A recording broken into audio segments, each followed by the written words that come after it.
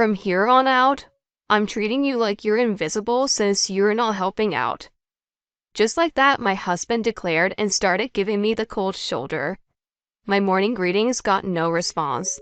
My goodbyes as he left for the day were met with silence.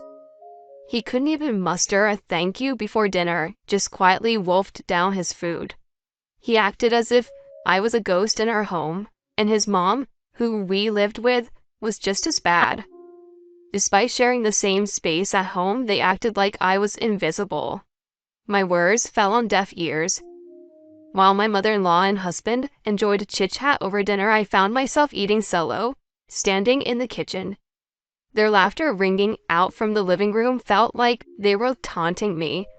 I felt so down it brought me to tears. One day, after a year of living like a ghost, my husband broke the silence. "Remember what I said a year ago? If you have any issues, feel free to leave.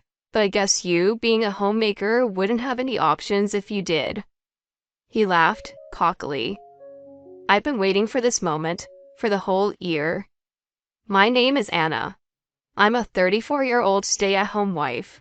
I met my husband Jackson about 3 years back, introduced by a friend. I've been all in on my work ever since I graduated from college. Although there were guys I found appealing, I never got into a serious relationship. I just kept shuttling between work and home for years. I left my job, so I didn't mind the routine, but a friend, feeling sorry for me, introduced me to Jackson, thinking we might hit it off.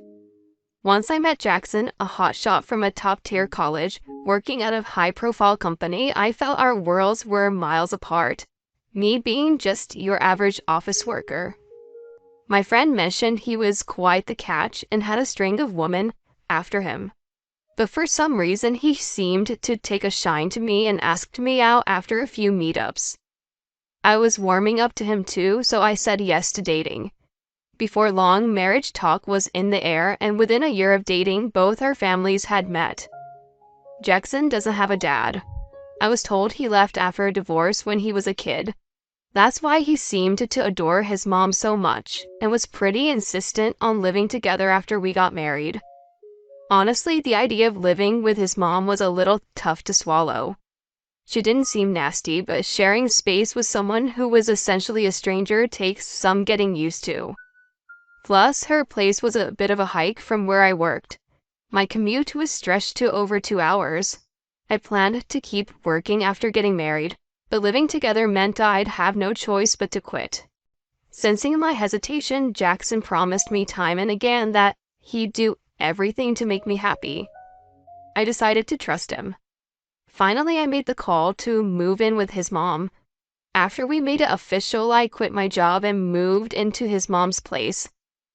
She greeted me with a warm smile, and Jackson couldn't thank me enough for agreeing to live together. Maybe we could make it work. I felt incredibly hopeful back then. After quitting my job, I threw myself into housework and mingling with the neighbors. Picking up home cooking tips from my mother-in-law and gossiping about supermarket bargains with the neighbors was a fun change of pace. One day, Jackson came home looking wiped out. It was rare to see the typically cheerful Jackson like this, so I was a bit concerned. "Welcome home, honey. You okay? Tough day at work?" He responded, "Yeah, it was," and let out a heavy sigh. Then looking me in the eye, he said, "Anna, I need a favor. I feel lousy and embarrassed even asking, but..." He had this serious look on his face. "Hey, we're a team. Spill the beans. I'll do whatever I can to help." My response brought a faint smile to his face. "Well, I need help with work. I'm heading a new project and drowning in paperwork. I just need you to sort out some stuff I collected online. Can you handle that?" Wow, that's a bit anticlimactic. With that intense expression, I was expecting something much more serious. "That's it? Of course I'll help." I'd been adapting to this lifestyle and was actually contemplating trying something new. So from that day, I started pitching in with random tasks like organizing paperwork whenever I had spare time. It felt great to lend a hand to my dear husband. The idea of easing his load didn't bother me at all, but after 2 months of living like this, I started feeling worn out. Juggling his work and house chores was beginning to weigh me down. Initially, it was just some basic internet research, but gradually I was roped into crafting presentation materials. Now I was handling all the presentation documents. It was just too much. It went beyond what I initially agreed to. There was barely any time left for house chores. That's when I decided to tell Jackson I needed to bow out of helping with his work. Hey, Jackson, can I take a break from helping with your work? It's tough managing house chores and prepping presentation materials simultaneously. If it's absolutely necessary, I can stick to light research like before. As we snuggled in bed, ready to call it a night, I turned to Jackson lying beside me. Suddenly, he sat bolt upright. Startled, I sat up too. He looked at me, his face hardening within seconds. Don't spring that on me now. I've been relying on your help to drive this project, but I guess a homemaker like you wouldn't get it. He shot back with a touch of sarcasm. I was stunned. I couldn't believe that the always kind and upbeat Jackson could say such a thing. As I sat speechless, he let out a heavy sigh and continued. All right, from here on out, I'll treat you like you're invisible. If you have any issues, feel free to leave. I gasped at his words. What are you saying? How can you think like that? I managed to snap back, but he ignored me and dove back under the covers. Despite my attempts to rouse him, he'd already drifted off to sleep. After that, Jackson began treating me like I didn't exist, just as he'd promised. He overlooked my morning greetings, my goodbyes when he left for work, and even when I served dinner. He acted like I was a ghost in this house. And his mom was no different. Despite sharing the same place, she behaved as if she was blind to my presence. It was painfully awkward. She wouldn't respond even when I tried to start a conversation. Gradually, Jackson began having meals just with his mom. While the two of them enjoyed dinner together, I ate alone in the kitchen standing up. Their laughter from the living room felt like a cruel joke, and it was so sad that I felt like crying. But maybe some of this was on me. If I had been better at juggling house chores and assisting Jackson, this wouldn't have happened. Maybe he's just fuming now and will cool down with time. With those thoughts, I didn't muster up the courage to put my foot down, and all I could do was endure. Those hard days rolled on, and before I knew it, nearly a year had passed. As was the norm, Jackson and my mother-in-law carried on ignoring me. Ever since he cut off my allowance, I've been scraping by on savings for my single days. It had me questioning why I even got married. As I was hauling in laundry for the three of us, I heaved another sigh. Guess it was time for lunch. With that thought, I went down the stairs from the second floor balcony to the living room on the first floor. That's when I goofed. I missed a step and took a tumble down the stairs. A resounding thud echoed throughout the house. Ouch! I rubbed my sore backside where I'd taken quite a hit. As far as I could tell, no fractures or serious injuries, but I was bracing for a massive bruise on my butt. As I sat there, I heard hurried footsteps from the living room. Anna, what happened? Are you okay? Did you fall down the stairs? Are you hurt? My mother-in-law rushed over, helping me up. Overwhelmed by the fact that I was conversing with her for the first time in almost a year, I blurted out, I haven't heard your voice in such a long time. At this, she froze, her mouth hanging open. Uh-oh. I'd let something odd slip. Quick on my feet, I covered it up with a cheerful tone. I'm not hurt. I'm all good. Sorry to worry you, but it's really nice to talk to you after such a long time. Just kidding. Hoping to lighten the mood, I threw in a playful quip. For some reason, she looked like she was about to burst into tears. Then she asked, I thought you hated me. I was perplexed.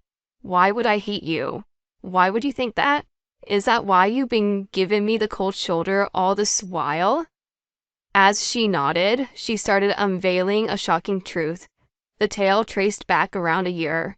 Roughly, when Jackson began ignoring me, he had somehow convinced his mother, saying, Anna hates you. It's best you don't talk to her. It appeared he didn't take kindly to my not obeying his every word. Maybe he was trying to discipline me or control me by isolating me at home. I never dreamed that Jackson, ever so kind and adored by everyone, could do such a horrific thing. And his mom, also kind-hearted, never imagined her son could lie and wholeheartedly believed that I despised her. I really like you. I like the mom who shared her cooking secrets with me, the mom who welcomed me with open arms. When I said this, she covered her mouth and nodded several times. It seemed like she believed me. I'm sorry, Anna. I should have verified it with you first. When Jackson gets back from work today, let's confront him about this. Tearfully, my mother-in-law apologized and promised to have a conversation with her son. After that, we spent a lot of time catching up. It was the most enjoyable time I've had in recent memory. Then, Jackson came back from work. He looked taken aback for a moment seeing me and his mom chatting away, but soon shrugged it off and fetched a beer from the fridge as if nothing was amiss. Jackson, sit down. You know what we need to talk about, don't you? She said this calmly. Beer in hand, he wordlessly took a seat at the table. Jackson, stop tormenting Anna. Apologize to her right here, right now. When his mother said this, he snorted. What? I didn't bully her? Got any evidence? Show me the proof. He scoffed, looking incredibly self-assured. Indeed, there was no hard evidence. It's not like I had footage of being sidelined or recordings of him fibbing to his mom. Both his mom and I were at a loss for words when he continued. Anna, you really despise me that much. Didn't I suggest the same thing a year ago? If there's an issue, leave. But I guess you, being a homemaker, wouldn't have many options if you did. He was right. I wouldn't be able to fend for myself if I left, since I have no income. Even though my parents are still around, my sister and her husband are living with them, so there's no space for me there. But I've had it. I can't be with you any longer. Okay, I'll go. Wait, Anna, wait. I brushed off my mother-in-law's pleas to halt and began packing. I stuffed only the clothes and toiletries I'd need immediately into my overnight bag. Thanks for everything up to now. Do whatever you want. You'll be crawling buck soon anyway. Amid his abusive jeers, I left my in-laws' house. Fast forward a week, I was lodging at a hotel near the terminal station. I was swamped with various tasks I needed to sort out for my future. Just when things were starting to settle, my phone rang with an alarmingly fierce call from Jackson. I ignored it for a bit, but ultimately picked up around the 10th call. Hey Jackson, how's life? Don't play dumb. It was all you. He yelled so loudly that I feared my eardrums would rupture. It was so loud that I had to distance my smartphone from my ears slightly. What are you on about? The letter. The blasted letter. You wrote that I'm a bully and a shirker and mailed it to the company. What on earth were you thinking? Oh, really? I had no idea, but that sounds tough. I lied. Just as he had said, I had mailed the postcard. After leaving my in-laws' house, I had written a letter to Jackson's workplace. Jackson shoves his work onto others. Jackson abuses his wife. Jackson is a liar. And I embellished more things in glaring red letters.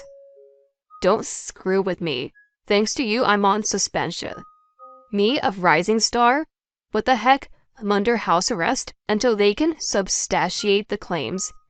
I just delegated work to an inept underling. I merely gave a worthless wife a purpose in life. The genial and kind-hearted Jackson was long gone. He was likely shouting with a demonic expression while yanking his hair out.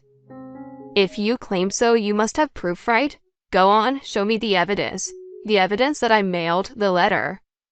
I retorted with the exact words he had thrown at me just days ago. His fury peaked and he started shrieking, unintelligibly. There was no reasoning with him anymore. So I just ended the call saying, well, I'll hang up then. The following day, I swung by my in-laws' house to discuss the future with Jackson. We hadn't scheduled anything, but since it was Sunday, he should be home. I let myself in using a spare key. I didn't see my mother-in-law's shoes. She might be out shopping. In place of her shoes at the entrance, there were unfamiliar high heels. As I was pondering if it could be, I heard noises coming from the master bedroom. I had an ominous feeling, so I dumped my bags in the hallway and started filming with my phone as I approached the bedroom. Amid the clattering noise, I could hear the voices of a man and a woman. I braced myself and thrust open the bedroom door. There was Jackson in the nude, and an unknown woman sprawled on the bed. The woman spotted me and let out a startled squeal. Then Jackson also gasped, "Whoa, Anna?" Oddly enough, I felt incredibly composed, so I decided to just quietly keep the camera rolling. The woman, in a state of panic, quickly gathered the scattered clothes on the bed to cover herself. "Jackson, is she the wife? You're joking, right? You said you divorced her 6 months ago. You said you were going to marry me." So not only was this guy tormenting me, he was cheating too. He must have thought I was the perfect little housemaid. "No, it's not like that. It's not what it seems." He was muttering incoherently. Then the woman decided to just get dressed and scram, declaring that they should break up. Silence engulfed the room. When I addressed Jackson, his shoulders twitched. Then he sprang out of bed and started begging for my forgiveness. What a laughable sight. "I'll do anything, just please don't share that video." He seemed truly terrified. He must have been shocked by how well my letter strategy worked.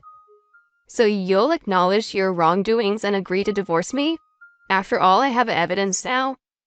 When I proposed this, he responded with a barely audible "yes." Sometime later, Jackson and I officially got divorced. Of course, I saw alimony, which he agreed to pay in one go.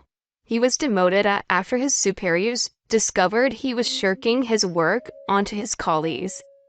Moreover, his reputation at work plummeted due to rumors about him mistreating his wife and our divorce. Jackson, always a stickler for appearances, couldn't bear it and ended up quitting his job. Now he seems to be living a hermit's life in his mother's house. His mom decided to continue living with him to make amends for the hassle he caused his wife, keeping tabs on his lifestyle and attempting to reshape his behavior. I do feel a tad sorry for his mother, who's blameless in this whole fiasco, but I think I'll kindly accept her gesture. As for me, I managed to go back to the company where I used to work. Apparently, there was an unexpected resignation, and by sheer coincidence, it was in the department I used to be a part of. While it feels like I've circled back to the starting point, I've resolved to face life head-on without harboring any resentment. That's the vow I've made.